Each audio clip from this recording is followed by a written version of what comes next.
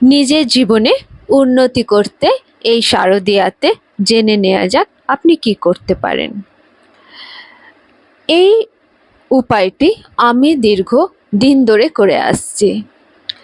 সন্ধি পূজার সময় অষ্টমী এবং নবমী তিথির মাঝখানে যে সন্ধি পূজা হয় সেই সময় মায়ের জন্য একটি লাল বস্ত্র, 16 শৃঙ্গার এবং 28টি পদ্ম ফুল নিয়ে মাকে অর্পণ করুন এবং মায়ের কাছে আপনার যা চাহিদা, আপনার যা মনোকামনা আপনি সেটা বলুন।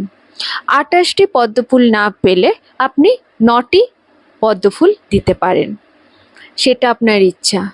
কিন্তু আমি এইটুকু বলতে পারি, এই উপায়টি করলে অবশ্যই আপনার জীবনে সাফল্য আসবে, উন্নতি আসবে। এটা আমি দীর্ঘ বছর ধরে নিজে করে আসছি।